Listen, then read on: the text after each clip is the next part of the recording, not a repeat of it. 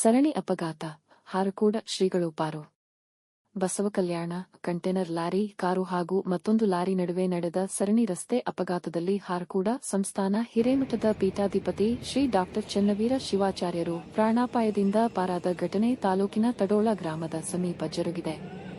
ರಾಷ್ಟ್ರೀಯ ಹೆದ್ದಾರಿ ವ್ಯವಕಲನ 65 ರ ಮಾರ್ಗವಾಗಿ ಚಿಟಗುಪ್ಪ ಪಟ್ಟಣಕ್ಕೆ ತಮ್ಮ ಕಾರಿನಲ್ಲಿ ತೆರಳುತ್ತಿದ್ದ ವೇಳೆ ಹಿಂಬದಿಯಿಂದ ವೇಗವಾಗಿ ಬಂದ ಕಂಟೇನರ್ ಲಾರಿ ಡಿಕ್ಕಿಯಾಗಿ ಘಟನೆ ಸಂಭವಿಸಿದೆ.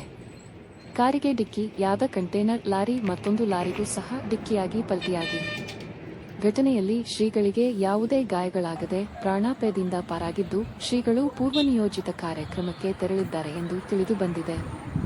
ಸುದ್ದಿ ತಿಳಿದ ಸಂಚಾರಿ ಠಾಣೆ ಪಿಎಸ್ಐ ಸುವರ್ಣ ಮಲಶೆಟ್ಟಿ ಸ್ಥಳಕ್ಕೆ ಭೇಟಿ ನೀಡಿ ಪರಿಶೀಲಿಸಿದ್ದು, ಈ ಕುರಿತು ಸಂಚಾರಿ ಪೊಲೀಸ್ ಠಾಣೆಯಲ್ಲಿ ಪ್ರಕರಣ ದಾಖಲಾಗಿದೆ.